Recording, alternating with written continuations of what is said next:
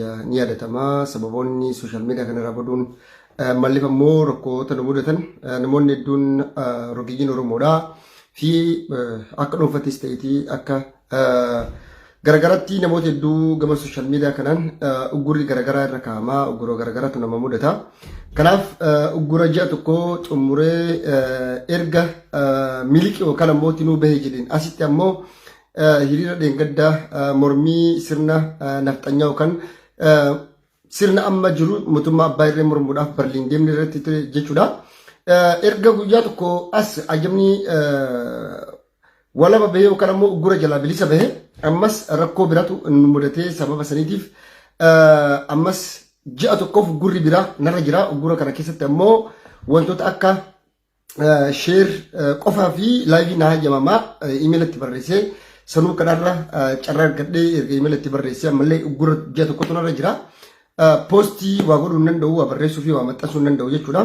Kanaan wal qabatee haalli amma biyyattii Itoophiyaan keessa jirtuu fi Itoophiyaan garamirraa garam imalaa jirti kan jedhuu fi uummanni Oromootii fi hayyoottan Oromoo sabni Oromoodhaa waggootan darban takkan waggaa takka keessatti uummanni Oromoodhaa eessarraa ka'ee eessa gahee erga Hacaaluun ajjeefamee hayyoottan Oromoodhaa hidhamanii Oromoof Oromummaa fi Oromiyaa balleessuun eegalamee hagam takka siyaasni Oromoodhaa ka qabsoon yookaan ammoo qabsoon karaa nagaadhaa karraa maqee yookaan ammoo tinuu as gahee artist Hacaaluu Hundeessaa gooticha Oromoodhaa bifa kamiin yaadachuu qabna guyyaa san. Guyyaan sun guyyaa artist Hacaaluu qofa osoo hin taane guyyaa gartee sagaleen Oromoodhaatti ukkaanfame guyyaa Oromoo fi Oromummaan itti hidhame jennee sadarkaa addunyaatti bifa kamii yaadachuu qabna, bifa kamii yaadachuu dandeenya kan jedhu irratti marii gaggeessan jechuudha. Ajandaan keenya ajandaan ilmaan Oromoodhaa obboloota keenya hunda keenya kana ta'uu qaba jechuudha.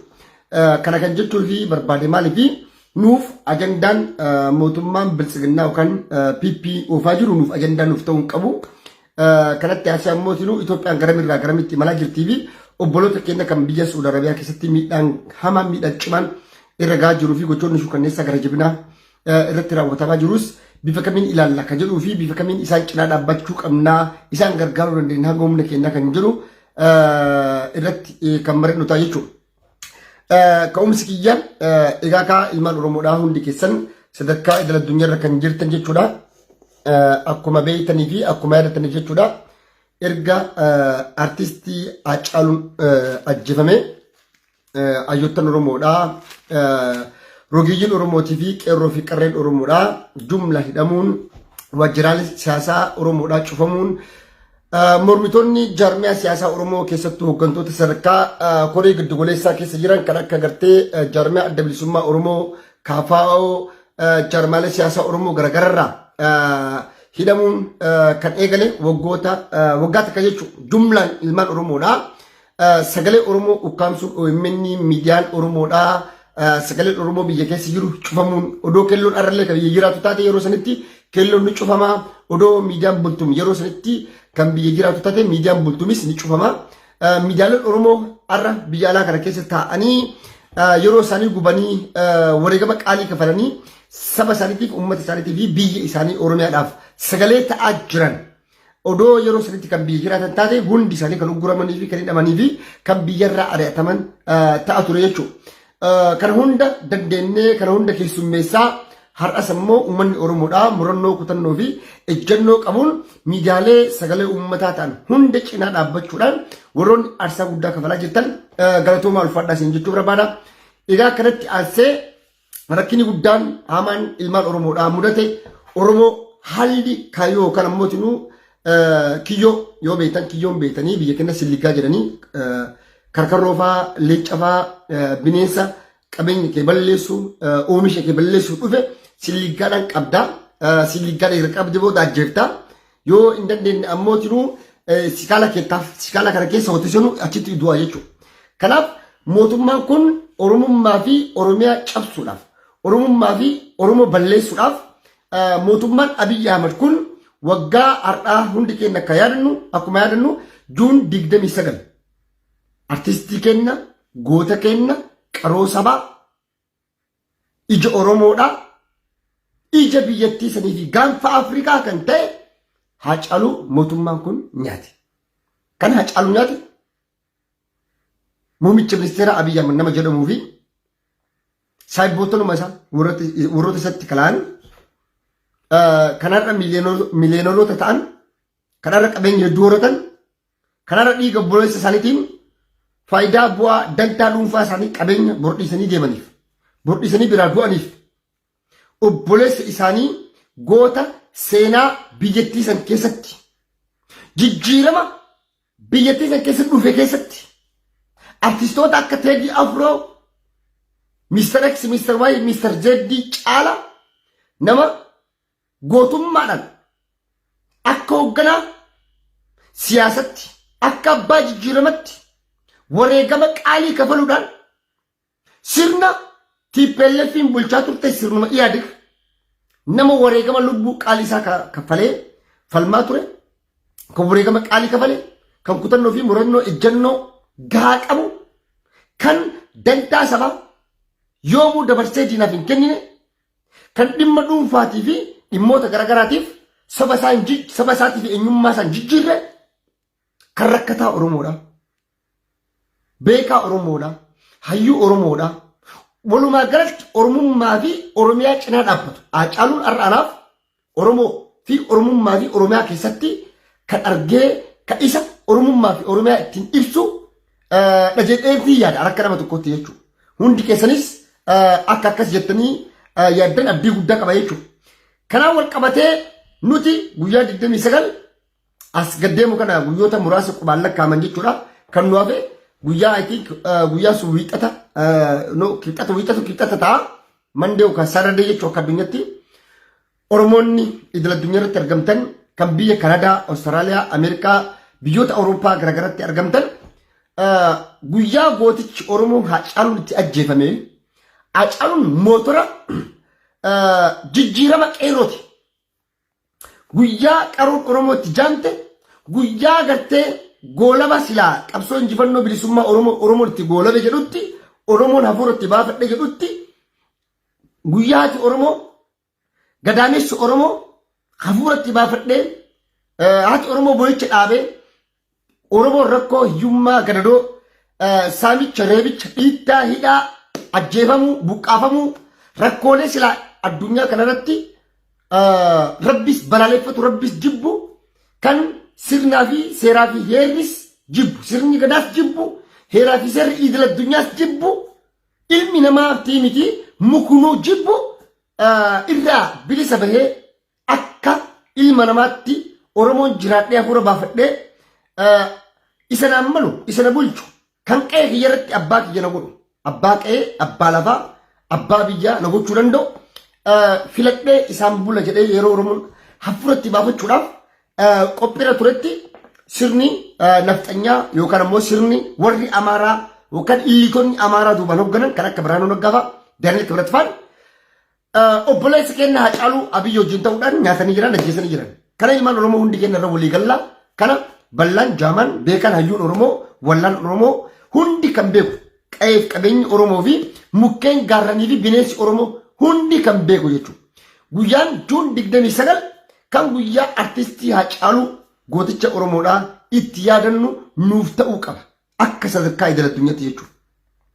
Obboloonni keenya biyya Arabaa keessa jirtan, Eeshiyaa keessa jirtan, Awurooppaa keessa jirtan guyyaan sun guyyaa gooticha Oromoodhaa artistii Haacaaluu itti yaadannu guyyaan sun guyyaa gootota Oromoodhaa hooggantoota tarsiimoodhaan Oromoo masakanii Oromoo mataa fi miila walitti qabanii Oromoo gartee gandummaa fi amantarraa bilisa godhanii saba kana ijaaruudhaan mataa fi miila walitti qabuudhaan saba kana xurreera kaa'uudhaan gorsa barbaachisaa kennuufii fi akkasumas tarsiimoo gahaa kaa'uufiidhaan bira dabre sirna darbe sirnatti pelleeffii kuffisuudhaan sirni Oromoodhaa sirni injifataan sirni mo'aan sirni mirga abbaa biyyummaa ilmaan Oromoodhaa gaafii deebisuu danda'u Oromoon akka qe'ee qabeenya isarraan buqqaane Oromoon handhuura isaa Finfinnee irratti akka baatuuf Oromoon Oromiyaa keessa jiraatu hundi bilisaan akka jiraatuuf wareegama qaalii qeerroo 5,000 wajjin lubbuu 5,000 gabbaruudhaan wareegama qaalii kaffaluudhaan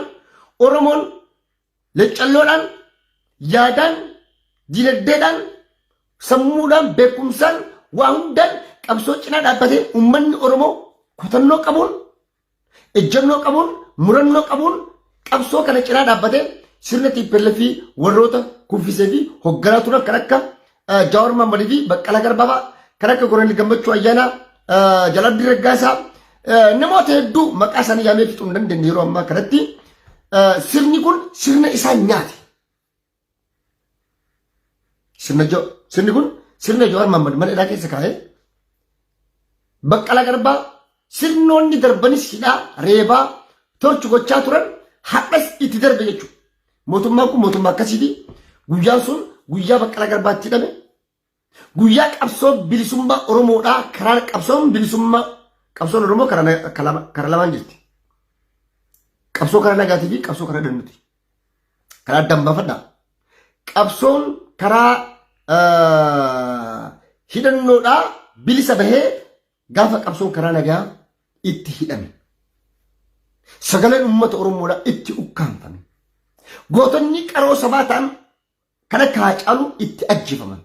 Guyyaan kun guyyaa seenaa uummata Oromoo keessatti sadarkaa idil addunyaatti sirni Oromoo bulchu dhufuu baate akkuma har'a ayyaana guyyaa gootota Oromoodhaa shinnigatti dhuman amantaan gargar hin baanu jedhanii ayyaana gootota keenyaa kabajnu sanitti guyyaa jaarraa 20 keessatti jijjiirama qeerroo fi qarreen Oromoodhaa fidan itti sakaalame gootonni Oromoodhaa itti ajjeefaman itti hidhaman itti reebaman kana yaadachuu waggarraa waggatti yaadachaa dhalootaaf dabarsuu danda'u qaba. Dhaloonni amma jiru kun dirqama dhaloota amma lubbuudhaan jirru ka dirqama hunda keenyatti isin jechuu barbaada.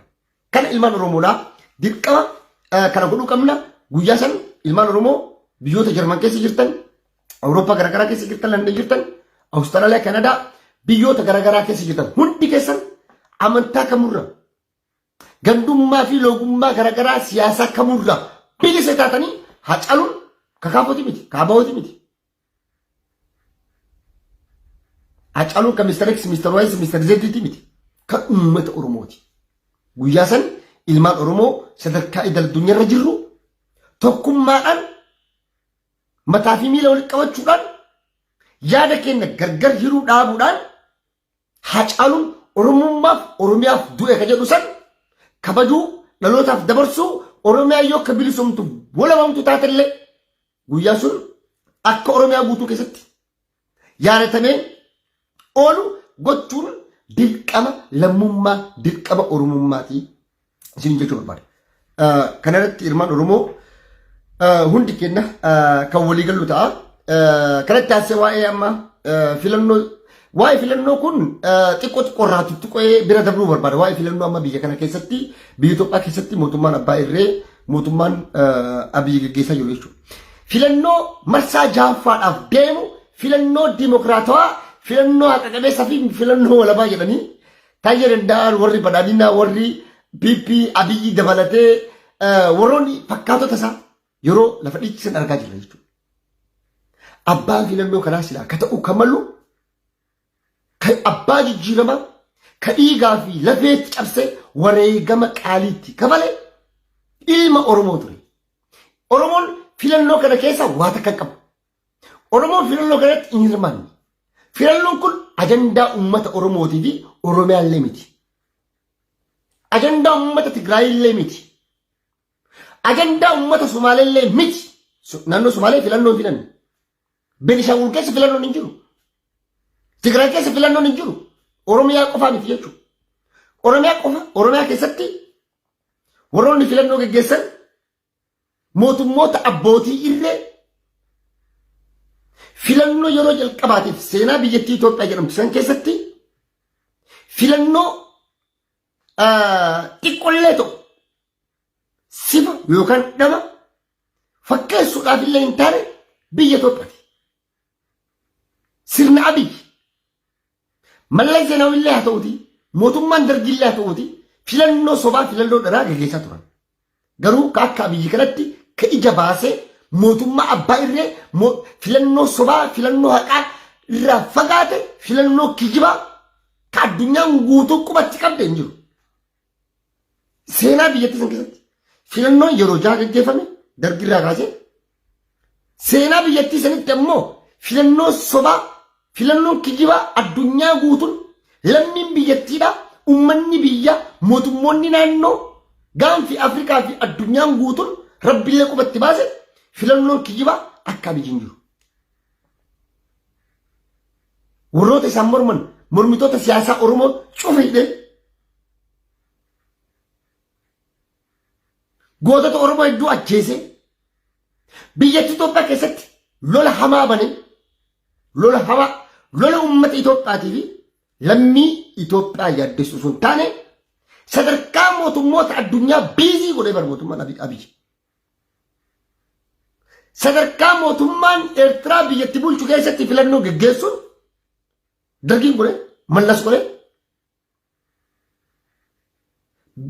Benishaangul keessatti lolli hamaan iddootti deemu Oromiyaa godinoolee akka Gujii Boorana Wallagga keessatti dirree lolaa dhiigni ilmaan Oromoodhaa guyyaa adiin ajjeefama addabaabayii gubbatti dhiigni namaa rasha namaa guyyaa adii viidiyoo si waraabaa si ajjeesaa mallas filannoon geggeessinee bara mallasfaan bara 1997 ka godhan ooke godhan seenaa biyyattii Itoophiyaa keessatti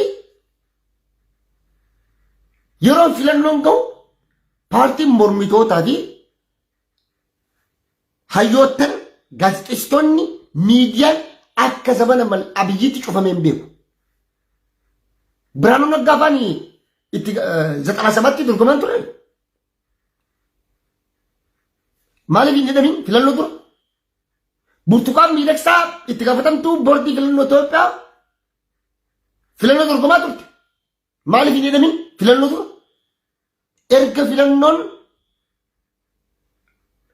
rizaaltiin kennamee yookaan mootinuu ibaluu agana injifatee ibaluu agana injifate jedhamee erga himamee booda kan hidhaman gaafasis maaliif hidhamanii hundi keessan ka beekan.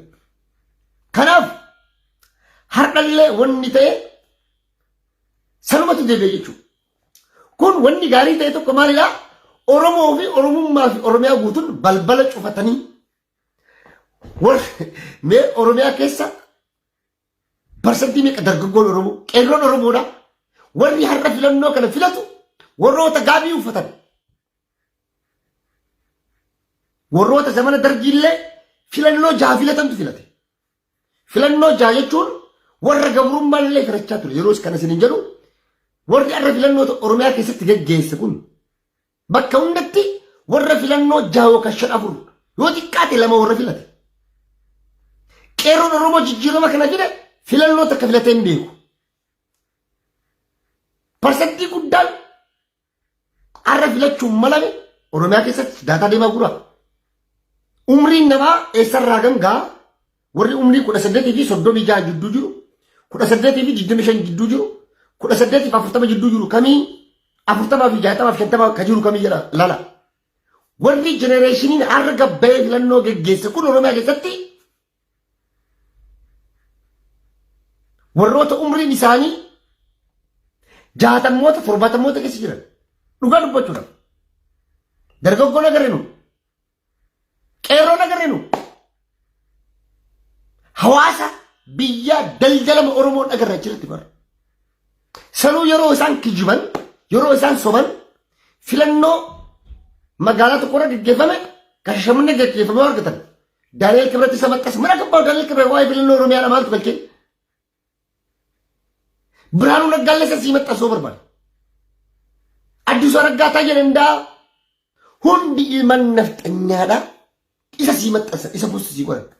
Kijibaa bara kan magaalaa takkaa maal jedhanii maxxasan Dambidolloo Amboo Awwadaay Maarree mi'aarra magaalaa akka Awwadaay fa'aa agartanii magaalaa qabsoon Oromoo itti fiinnaa turte. Amboo keessa maaltu ture beektanii Dambidolloo agartanii Mooyyalee Shaashamannee Baalee Roobee Baalee Gidhiiri. Godinaalee magaalaa godinaalee Oromiyaa gurguddoo agartanii bakka biyya dhaqee qofa bashaashaa arginee jira bashaashaa. Ummanni bashaashaa eenyu akka sibiilas hin beeka. Eenyu akka sibiilas ni beekama. Ummata naannoo sanii kaan doorsiisuun dirqiidhaan gayyaasanii mana warroota keessattuu barsiisonni parsantii 100 filanii jiran dirqi. Warri waajjira bulchiinsaa fi nageenyaa keessa jiran filanii jiran dirqi. Warri hojjettoota mootummaan naannoo Oromiyaa keessa godina Bashaashaa fi ganda Bashaashaa hundi isaa bahee simate. Bor mindaan irra dhaabbata. Mindaan irra dhaabbataa ni hidhamaa yookaan immoo doorsisa adda addaatti irra gahaa. Kana kanaaf waan hedduu godhee jira biyya. Amma BBC'n achirra dhaqxee gaafatte.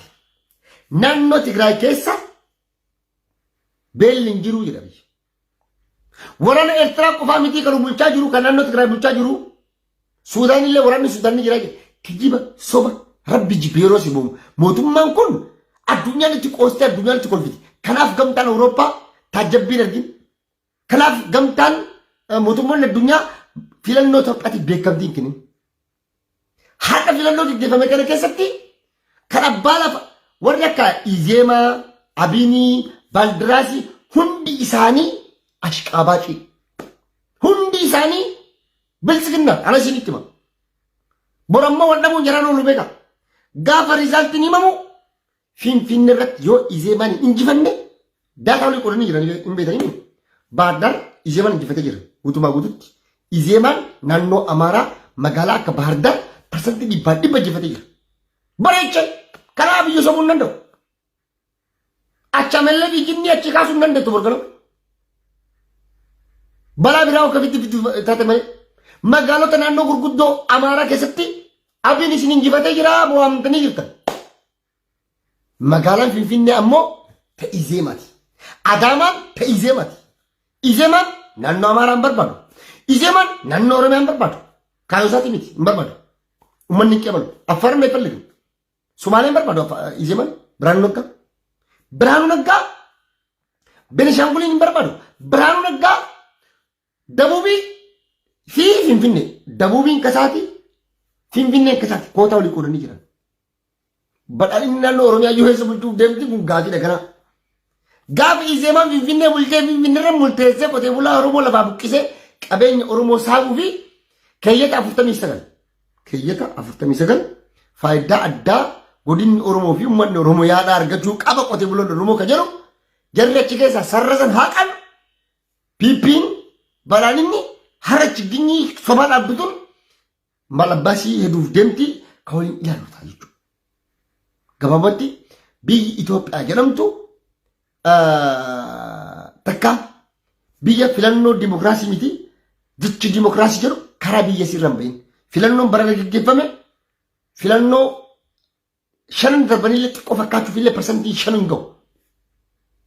Addunyaan beekamtii dhuggatte biyya bar dargilleen mallasfaallee yeroo biyyattii san keessa filannoo gaggeessaa turan siviil waariin biyya hin jiru bara lolli hamaan biyya san keessa hin turre.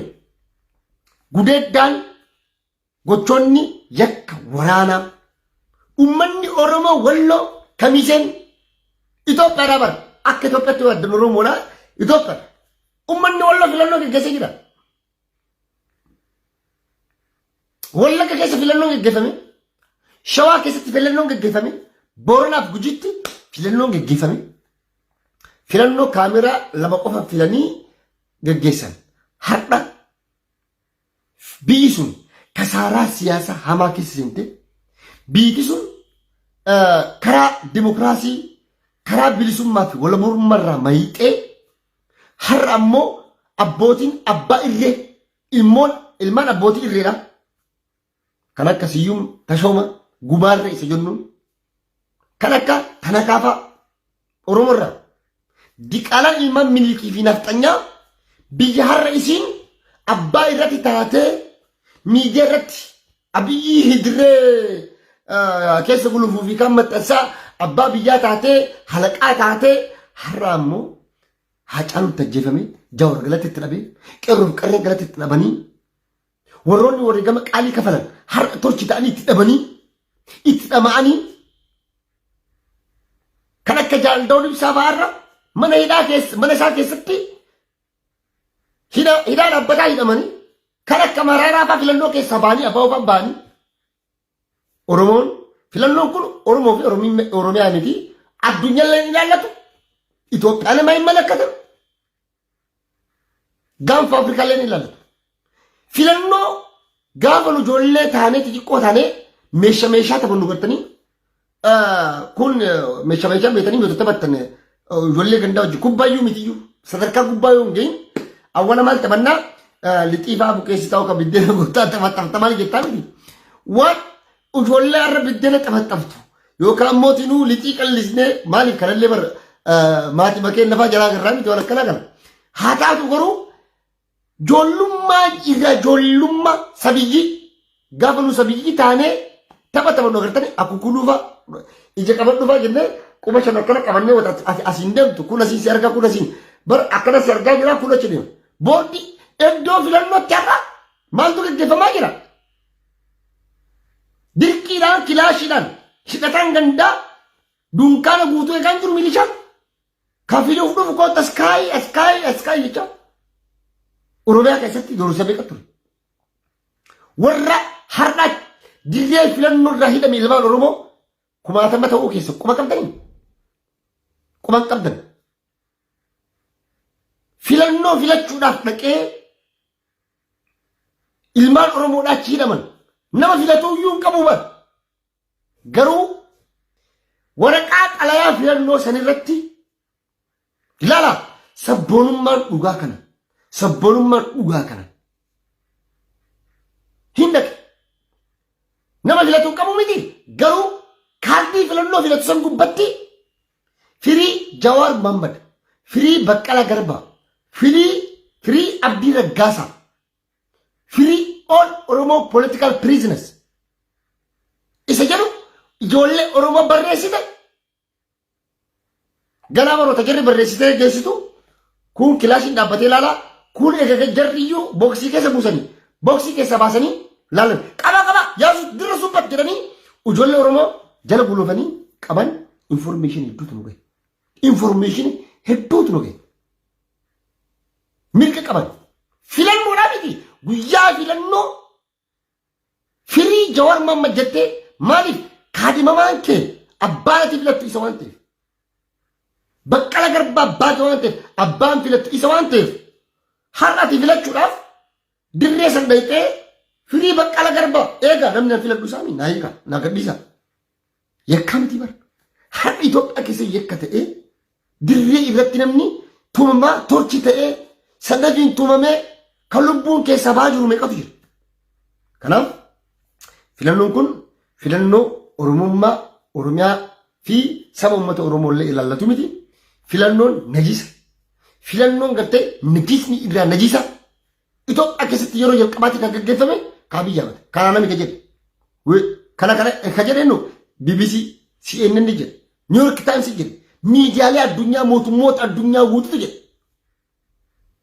mootummaa sobaa kijibaa biyya takka keessatti filannoo gaggeessuuf jalqaba biyyi tasgabbaa'uu qabdi waa'ee tasgabbaa biyyi kalee gaafatamee gaafii gahaa miti gaafii har'a ijoolleen erimantee BBCtti hin deebiseera biyya tasgabbeessuudhaaf warra Eertiraa baasuu hin baasne jettanii man baasina kana baasuu maal gochaa jirtani Suudaan itti dabalayyuu Suudaanii lafa hektara kiiloomeetira meeqa guurattee achi jirtu Suudaan achi jirti mootummoonni Suudaan ayitiin magaalaa kennu qaban nu achi hin jirru yoo mootummaa ta'an hin kijibaayee mangit wushataam ነው ሌባ ነው jedhanii himu qaban jedhanii galanii kanaaf biyya san keessatti mootummaan dimokiraatawaa fi dimokiraatis ta'e dhaabbates jaarames hin beeku ummanni Oromoodhaa jalqaba dimokiraasiin duratti nagaatu barbaachisa dimokiraasiin duratti tasgabbii barbaachisa dimokiraasiin duratti ilmi namaa wabii argachuu qaba ilmi namaa bilisa ta'ee jiraachuu qaba filannoo dura ilmi namaa akka namatti kabajamuu qaba qabeenya isaarratti abbaa ta'uu qaba erga abbaa lafaa taatee abbaa biyyaa taatee yookaan immoo dimokiraasii mirga argatte seeraa fi heera biyyattii san keessatti tumame san kabajjee dirree baatee abbaa barbaadde filatta ilaalcha siyaasaatiin biyya ilmi namaa keessatti dhalame keessatti jarmanfaa fudhadhaa Awurooppaa siyaasa dhalame si duun abbaan barbaade موتوما بيجكنا ملك كفر دا مرقا هذا بيجتنتي سيرة جبسنتي كل نو مرقا كل كشكله فكين يشين كنو بريزيدنتي فرنساي دينغدا مجان كمالا كله ولا كما جسم كمالا سلاتو كتير ركمورا أشوم الرشنا كرر كودني أشوم تيتداني رشنا قالوا بيجي ديمقراطية ما جرني مندوشت سينكانني وني أفاني كنا ماسكي أبيشتاندي كتير نيجني مميتش بريزيدنتي فرنساي دين أبيشتاندي يجون هانغ سياجا ميتر لام نيجني سير سنوك أبستي جرتا كراف أباك أيدو كبا والدو كبا شو مالا جافر أيتك جافر تيمور تسنا فكات جافر مودني بام كم بليسان أبي نمني إثيوبيا كيسا أبي إن كبالي هيدا كيسا با أصول كبالي جت چانومني سمرمو وغا سدي وغا فرمورتي مالي نمانجرو نمني هيدي جواب محمد جدار كك محمد دكسو جامع كده ماجر سنتور يتاسررو كنا بيجي إثيوبيا ولما قالت فيلنو كل فيلنو نفتنيا فيلنو غوزا مينيليك فيلنو غوزا إلمان بالدراس إلمان إزيما إلمان أبن جنة المرايجو ورمو كنا كيسا كان كم سمعنا ني فيلن نبرنا كان تايف كير تقرأي فيلن نه لولا سيتير تقرأ سينتي أفر كيسا فيلن نو كرتني سين سمارا لوجا مقالا لما ركومت جرا بين شامبول كيسا فيلن نو كرتا يرتا مقا بوردين فيلن نو أما وتكاليس أنت لو سلاس تكمل بدرسة bukan dubbat sudah an elementary tay askuli isi cala wa isi asal lebe isi cala lewa dubbat sudah nda namanya kasasa so sa ulasau menamen wa magalan pimpinnya magalan diplomatik mijale itu tuh jira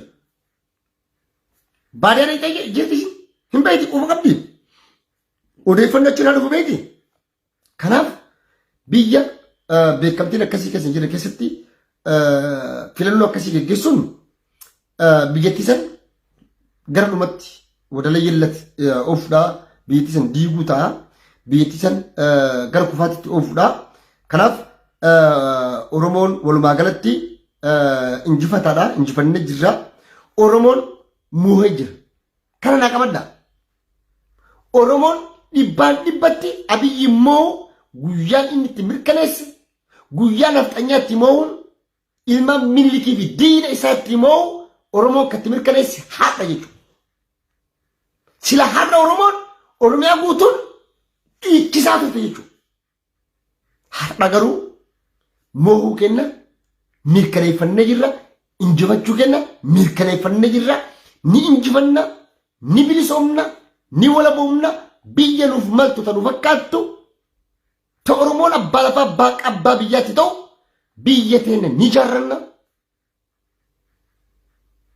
seenaa gootota kenna seenaa qeerroo oromoodha deebisne bifa haaraan ammayyeessine ni jaarra ni barreessina ni mirkaneessina xurree dimokiraasii isaan nuusaa qansan galmaan keenya dhiiga waaqu guutuu dhiiga jarraa bagana dhiiga Taaddasa Birruu dhiiga ilmaan oromoo gootota oromoodha dhiiga Nadii Gammadaa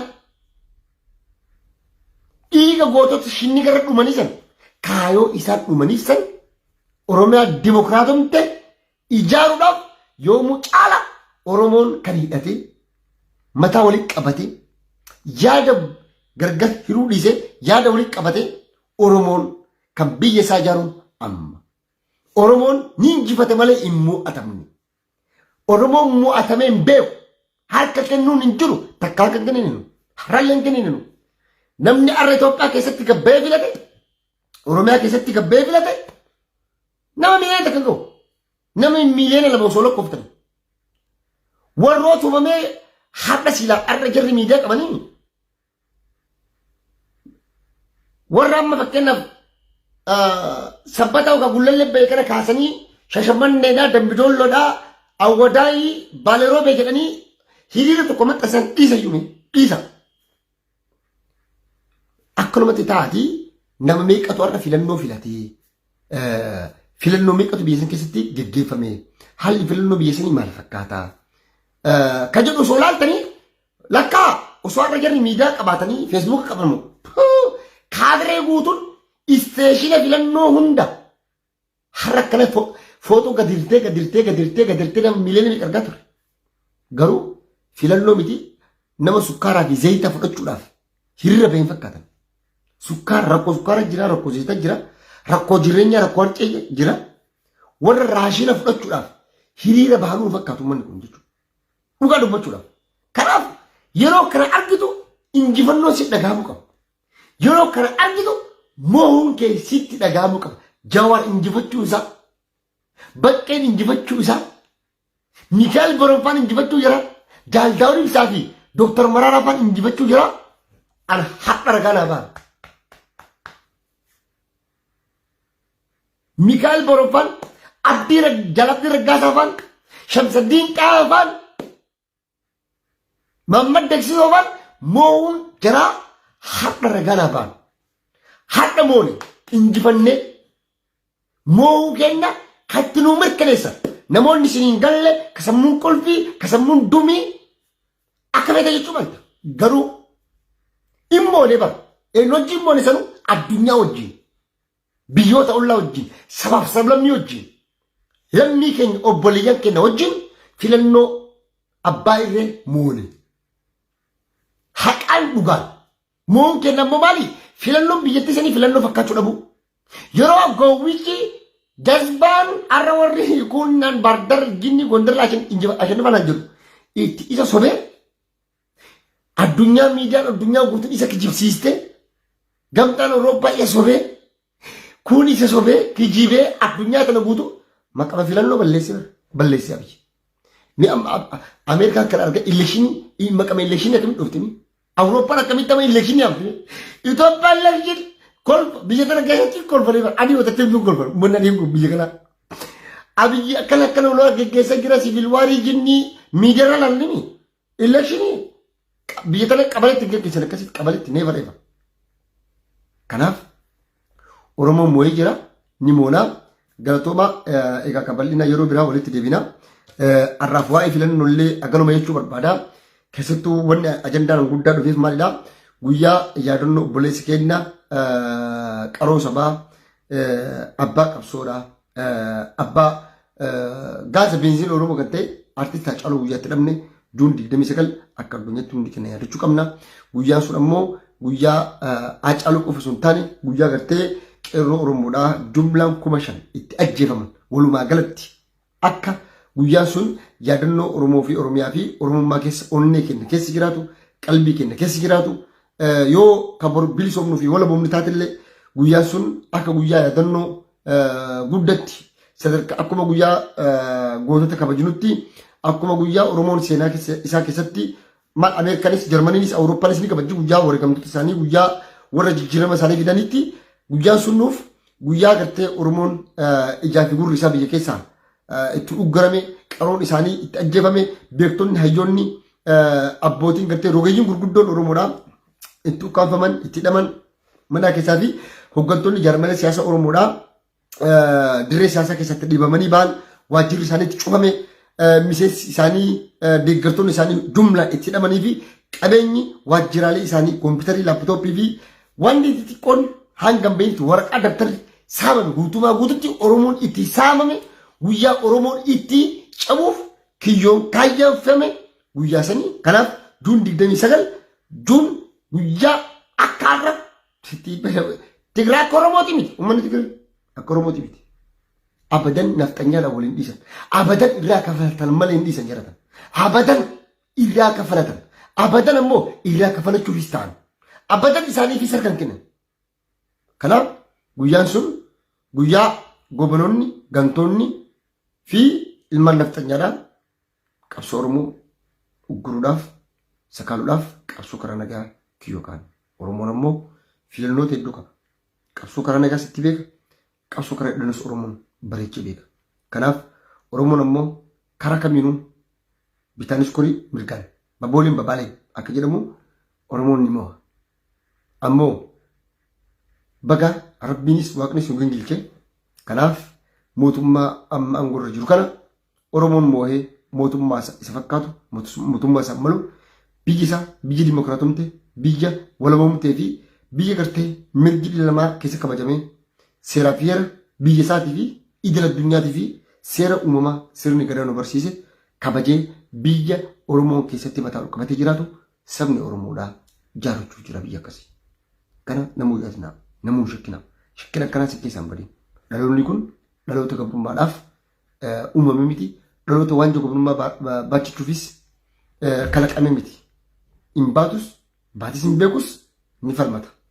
Karaa kamiinuu babooleen babaaleen karaa kamiinuu falmatee biyya san keessatti oromoon ni abgooma. Abbaa lafaa abbaa biyya ta'a. Karraaf jedhe kanumaan golabaa nagaa keessa na jira daakkalatumaa.